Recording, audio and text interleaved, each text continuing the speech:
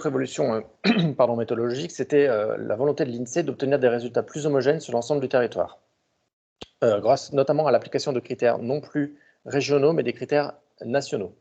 À l'exception de l'Île-de-France, où là, il y a du fait de Paris, il y a un particularisme local, et puis aussi pour les territoires îliens comme la Corse et les DOM-TOM. L'autre volonté de l'INSEE, c'était d'essayer de limiter la taille des grandes zones pour laisser émerger des nouvelles zones plus petites. Le procédé de calcul s'appuie sur les flux domicile-travail et il est donc là itératif. Il y a une notion de cible qui est introduite par l'INSEE, puisqu'il faut donc maintenant qu'une zone d'emploi atteigne ses cibles pour être constituée. Donc pour le taux d'actifs, on est sur 70%, donc il faut que 70% des actifs résident et travaillent sur le même territoire, et il faut que ce nombre d'actifs cibles soit de 25 000. À partir de ces seuils-là, la zone d'emploi peut être constituée et les communes suivantes, on va être sur le principe essayer d'être mis sur une autre zone d'emploi. Pour qu'une zone d'emploi existe au final, il faut quand même qu'elle compte au minimum 15 000 actifs et au minimum un taux d'actifs stable de 60%. Ça a permis de réduire, en fait, cette notion de cible, ça a permis de réduire le nombre de zones d'emploi de moins de 30 000 habitants. Il y en avait 40% en 2010, il n'y en a plus que 24% en 2020. Et enfin, une notion importante, notamment par rapport à l'aire d'attraction des villes, c'est que toutes les communes du territoire sont dans une zone d'emploi. Si on observe un petit peu ce que ça donne à l'échelle régionale, alors déjà pour un petit rappel, en France, sur l'ensemble du territoire français, métropole et DOM-TOM, il y a 306 zones d'emploi. En Auvergne-Rhône-Alpes, on en dénombre 39, on en dénombre 26 dans l'aire métropolitaine lyonnaise, Lyon-Saint-Étienne, pardon, et 6 dans la Loire, avec de vraies évolutions. Donc, alors les évolutions, excusez-moi, je vais revenir ici. Donc. Si on zoome sur la Loire, il y a 2 nouvelles zones qui apparaissent. Le Livradois, donc une zone altiligérienne dont l'influence s'étend autour de Nord-Étable, et la plaine du Forêt, qui va s'étendre entre Montbrison, Feurs et Boing. La zone de la plaine du Forêt apparaît notamment parce que les zones de Roanne et de Saint-Étienne se sont fortement contractées, ce qui a permis de faire apparaître cette nouvelle zone au centre du département. Ça correspond bien à la volonté méthodologique de l'INSEE. La zone stéphanoise, pour illustrer ce propos, elle est passée de 252 communes en 2010 à 135 aujourd'hui, avec une influence qui s'est très fortement réduite en Haute-Loire, mais en contrepartie, la zone stéphanoise a réintégré la vallée du Gier, ainsi que 16 communes rhodaniennes, notamment dans les monts du Lyonnais. Pour illustrer un petit peu ce que ça représente en nombre d'actifs occupés et résidents sur les territoires, on a fait ce petit graphique. On voit que la zone d'emploi de Saint-Étienne est la plus importante du territoire ligérien, avec environ 206 000 actifs occupés dans la zone d'emploi de Saint-Étienne, dont 190 000 environ qui résident dans la Loire même. 2 zones d'emploi qui sont strictement ligériennes, celle de Roanne et celle de la plaine du Forêt. Et puis ensuite, 3 zones d'emploi qui sont plutôt ailleurs, enfin, qui sont dans un autre département que la Loire, mais qui ont une influence sur quelques communes de la Loire. Le Livradois, Tarare, et puis Vienne-Annonay pour le sud du département.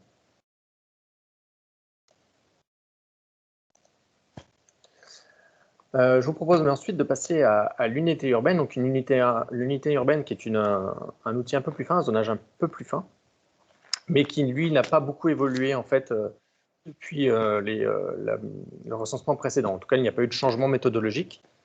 On est toujours sur une zone de bâti continue qui compte au moins 2000 habitants. Pour qu'une zone de bâti soit considérée comme continue, elle ne doit pas avoir de coupure de plus de 200 mètres entre 2 constructions. On dénombre en France 2467 unités urbaines, 84 au sein de l'aire métropolitaine Lyon-Saint-Étienne et 20 dans la Loire. Si on regarde un petit peu ce que ça donne sur notre territoire et l'évolution à l'échelle régionale, alors déjà on constate qu'il y a beaucoup plus d'unités urbaines sur l'ex-territoire rhône-alpin et beaucoup moins sur le territoire auvergnat. Les évolutions donc, sont représentées en orange pour les communes qui ont nouvellement intégré une unité urbaine et en bleu pour les communes qui en sont sorties. Sur les territoires de la Loire, on voit qu'il y en a un certain nombre et avec peu d'évolution. marqués, mais qui sont ici surtout situés dans le centre du département. On dénombre 103 communes ligériennes qui font partie d'une unité urbaine, et il y en a 20 sur l'ensemble du département. La plus grande étant celle de Saint-Étienne, avec 30 communes, 15 pour celle de Roanne, puis Saint-Just-Saint-Rambert, avec 12 communes. Il y a également 6 unités urbaines qui sont constituées d'une seule et même commune. Enfin, je vous propose de nous arrêter un moment sur un nouvel outil qui a été proposé en fait en 2015 pour la première fois par l'INSEE et qui s'appelle donc la grille de densité. C'est un outil qui a donc été mis à jour lui aussi en 2020.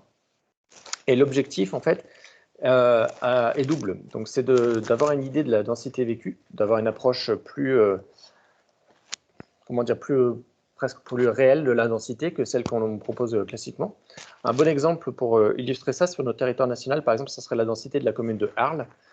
Arles est une commune qui compte en son sein toute la Camargue. Et en fait, c'est vrai que dans les calculs de densité, c'est une densité très faible. Avec cet outil, l'objectif, c'est justement d'avoir une densité qui se resserre plutôt sur l'habitat et les zones habitées, les zones occupées, on va dire en quelque sorte, en écartant tout ce qui est zone forestière, zone de montagne, les choses comme ça.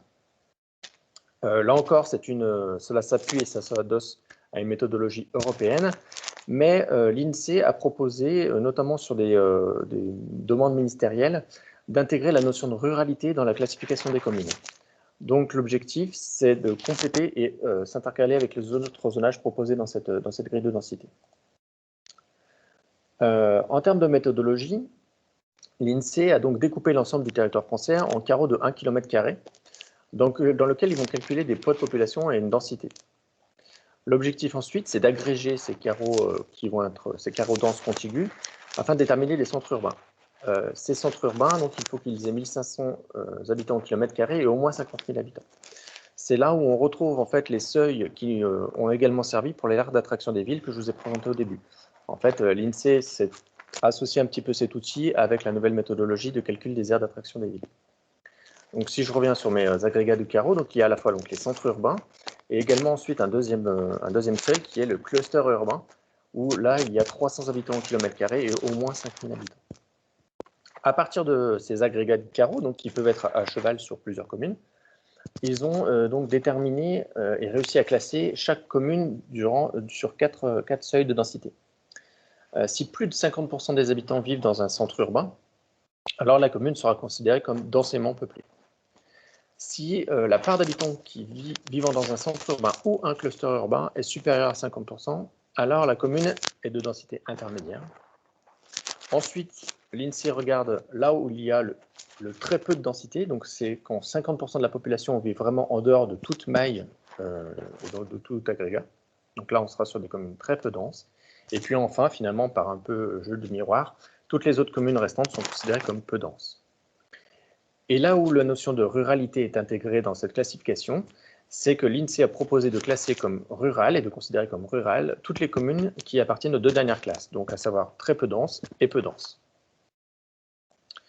Cela nous donne cet aperçu sur notre région, avec donc une différence assez marquée entre l'ex-Rhône-Alpes et l'ex-Auvergne, mais on voit bien quand même des choses apparaître. On voit bien ici par exemple l'axe rhodanien avec un certain nombre de communes densément peuplées ou de densité intermédiaire. Donc pour préciser en termes de colorimétrie, parce que peut-être que la légende n'est pas très lisible, en rouge vous retrouverez les communes densément peuplées, en orange vous retrouverez les communes de densité intermédiaire, le deuxième seuil, en vert clair, qui apparaît peut-être en jaune pâle chez vous, ce sont les communes peu denses, et puis en vert un peu plus soutenu, un peu plus flash, vous avez les communes très peu denses. En proportion, les chiffres ici qui vous indiquent le nombre de communes qui correspondent en essayant de faire un rappel de couleur. Les valeurs en grise ici sont la somme des deux critères de peu dense et très peu dense pour représenter le nombre de communes rurales sur nos territoires. Ce que l'on constate donc, c'est que sur le territoire auvergnat, on est plutôt sur un territoire très peu dense à très peu dense, avec la ruralité très marquée, ce qui ressort moins quand même sur le territoire rhône-alpin, à l'exception ici des franges sur la Drôme et l'Isère. Et on a un nombre plus important de pôles très denses sur le territoire rhône-alpin. En fait, si on s'arrête un petit moment sur la Loire, on constate que la Loire, dans les proportions, est un petit peu à l'image de sa région. C'est-à-dire qu'on a 2% des communes du territoire qui sont très denses et on a 84% pour 85% dans la région de communes rurales. Sur notre territoire, on retrouve 5 communes considérées comme très densément peuplées, enfin comme densément peuplées, pardon. C'est Saint-Étienne, Larry-Camarie, Villars, Letras et La Tour-en-Jarret. Et également ici, vous voyez une tache couleur rouge, c'est Saint-Victor-sur-Loire, en fait, qui, dans les traitements méthodologiques de l'INSEE, est constamment rattaché à Saint-Étienne. On trouve ensuite des pôles de densité intermédiaire dans les vallées du Gier et de l'Ondaine, ici autour de Saint-Just-Saint-Rambert, Saint-Galmier, puis également ici autour de Roanne. On retrouve les communes très peu denses, principalement dans les communes de montagne, ici à l'ouest du département, et également quelques communes dans le Pilat, au cœur du Pilat, ainsi que sur le plateau de Saint-Bonnet-le-Château. Voilà donc pour cette photographie régionale sur cette nouvel outil de la grille de densité. Ensuite, au sein de la publique, vous retrouverez dans quelques semaines, on a essayé de réfléchir un petit peu sur les incidences que ça pourrait avoir, ces changements de zonage, sur les futures politiques publiques. Alors, il faut savoir que comme ces zonages viennent d'être publiés récemment, il n'y a pas encore énormément beaucoup de recul sur les impacts. Toutefois, donc, ces zonages qui ont quand même une vocation à l'observation statistique, mais également à l'utilisation pour les diagnostics territoriaux ou parfois pour l'interprétation de mise en place de politiques publiques, ça peut avoir quelques incidences. Par exemple, pour la loi SRU, qui s'appuie principalement sur les unités urbaines ayant peu changé, il n'y a sans doute pas beaucoup d'impact. Pour la détermination des périmètres de SCOT, il y a une petite évolution, puisque récemment, les zones d'emploi ou bassins d'emploi deviennent un nouveau critère supplémentaire pour déterminer les périmètres de SCOT. Il n'y a pas d'obligation à l'utiliser, mais c'est une possibilité. Sur le territoire de la Mélise, il n'y aura pas de contrainte d'évolution, mais il y a des évolutions qui sont rendues possibles. Pour illustrer ceci, on a ce double jeu de cartes. Sur la carte de gauche, vous avez un chevauchement entre les anciens périmètres des zones d'emploi, avec les liserés rouges, et puis en fond et en trame de couleur sur les tons beige-orange, vous avez les nouvelles zones d'emploi. Vous pouvez voir quand même qu'il y a des différences assez marquées sur notre territoire. Et puis à droite, on a drapé donc les nouvelles zones d'emploi, toujours sur le même fond de couleur, et avec les liserés bleus, vous retrouvez les périmètres actuels de SCOT. Et si on observe un peu ça, on voit que sur notre territoire, il y a quelques évolutions, et il y a quelques ouvertures possibles à d'éventuelles évolutions. Par exemple, ici, il y a la zone d'emploi d'Annonay qui a été maintenant absorbée dans la zone d'emploi de Vienne. Il y a des périmètres de zones d'emploi, comme celui de Saint-Étienne ou celui de Lyon, qui sont maintenant découpés en un nombre beaucoup plus important de petites zones d'emploi. Il y a encore, ici sur le SCOT de la Dombe, un territoire où il y a 2 zones d'emploi qui vont se chevaucher. Voilà, donc c'est des choses qu'on peut observer sur notre territoire. Voilà donc pour conclure un petit peu sur ce qui vient d'être présenté. Donc, il y a donc 2 zonages qui ont été mis à jour et qui modifient un petit peu la lecture du territoire. Ce sont les aires d'attraction des villes et les zones d'emploi. Des zonages qu'il va falloir finalement un peu apprendre à utiliser et à travailler dans nos réflexions. Les unités urbaines qui ne varient pas et qui ont peu d'évolution récente. Un nouvel outil qu'il ne faudra sans doute pas utiliser, un nouvel outil qu'il ne faudra sans doute pas hésiter à utiliser, donc la grille de densité, qui permet notamment de mettre en évidence les communes rurales. Et c'est un outil qui permet en plus d'être utilisé en appui des autres zonages, puisqu'il a une lecture qui, lui, ne s'intéresse pas à la notion d'emploi, les choses comme ça, donc il peut être croisé avec les aires d'attraction et les zones d'emploi. Et puis, ce qui est intéressant, c'est surtout que ces outils sont à la disposition de tous, qu'ils sont donc gratuits, et que tout le monde peut les utiliser pour les observations statistiques et les analyses de territoire. Voilà ce qu'on peut en retenir. Et puis, vous retrouverez tous ces différents éléments dans la publication qui va sortir dans les semaines à venir. Les prochains rendez-vous qu'Epure vous propose, donc 2 prochains webinaires dans les semaines à venir. Le prochain sur les marchés fonciers et la base de données DV3F, fin avril, le 27 avril. Et puis un webinaire sur les puits de carbone le 11 mai. Voilà, je vous remercie pour votre attention et votre écoute. Et puis je vous propose de répondre à vos questions que vous pouvez me communiquer via le chat.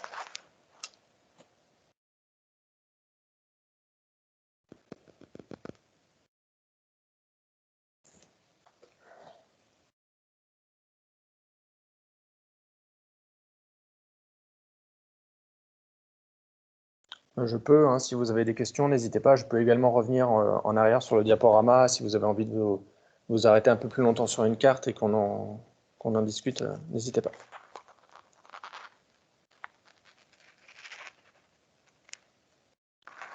Alors, concernant le découpage bassin de vie, on n'a pour le moment pas depuis 2012, il n'y a pas eu de mise à jour. Il me semble, enfin, je ne peux pas vous dire en fait. Il me semble que c'était, normalement, ça aurait dû être remis à jour, mais je ne sais pas. Le découpage bassin de vie aussi, ou territoire vécu un peu en quelque sorte, qui permettait d'associer aussi la notion d'accès aux équipements.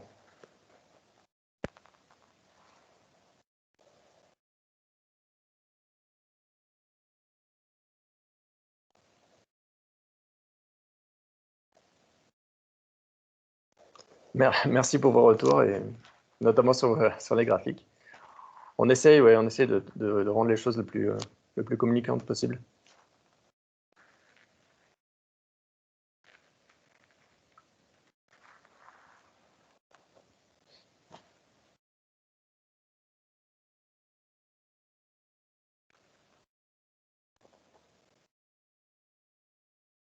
Oui, bien sûr, on vous communiquera la présentation par mail, oui, bien évidemment.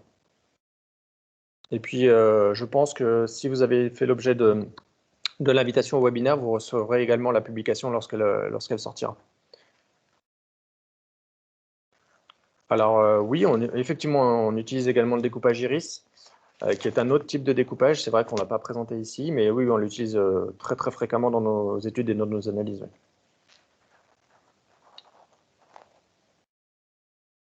C'est vrai que le découpage d'iris, on va plutôt être sur une maille, en fait, une maille qui nous permet de traiter de l'infracommunal.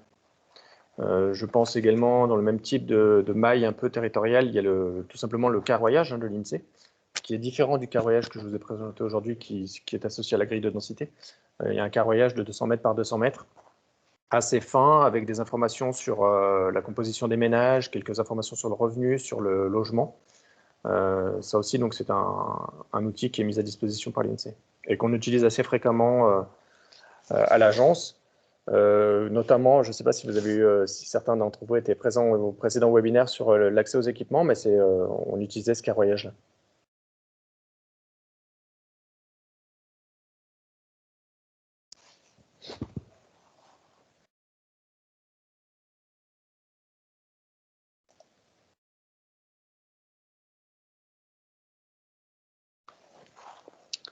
Alors, donc les données sont effectivement exploitables et utilisables dans SIG. Hein. Donc là, les données de base sont disponibles sur le site de l'INSEE en téléchargement. Généralement, ce sont des classeurs Excel qu'il faut intégrer dans les SIG. Voilà, ça se fait assez facilement. Et après, pour ce qui est de transmettre les informations aux communes et aux EPCI, ben, ça va dépendre finalement de leur sollicitation et leur demande.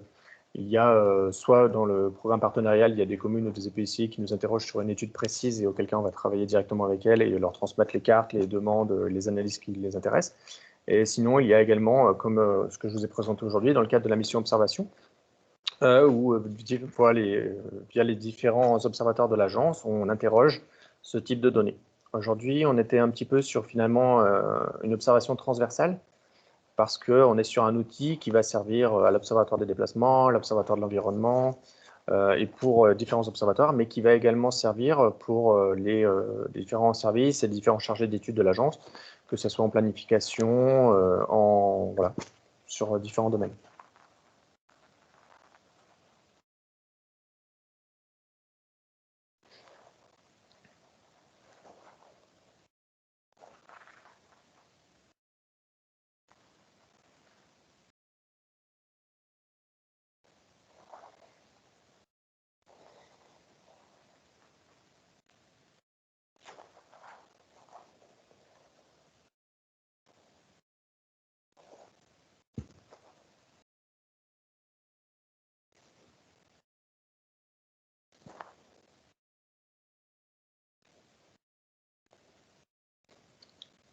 S'il n'y a pas d'autres questions, je vous...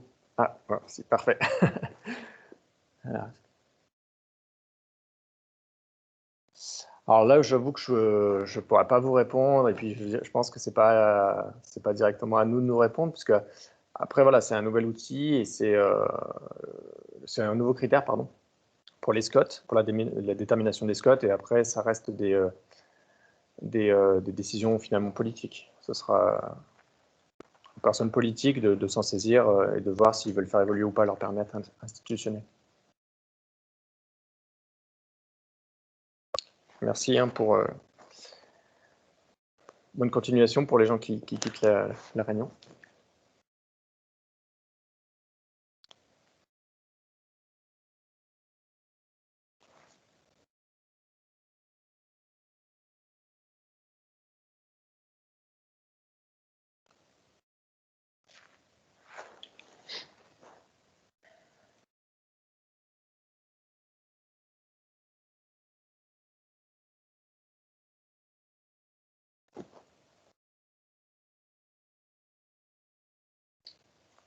Je ne sais pas, est-ce qu'il y a d'autres questions? Sinon, je vous propose d'en rester là pour cette présentation.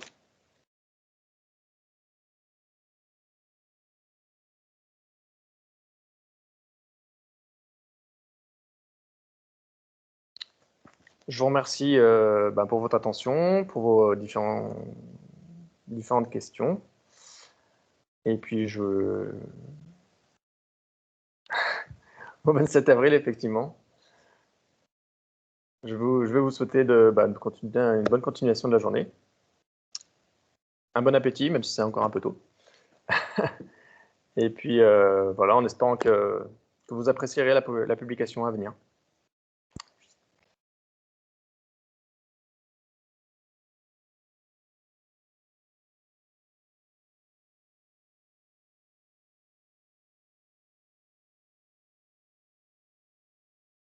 Au revoir.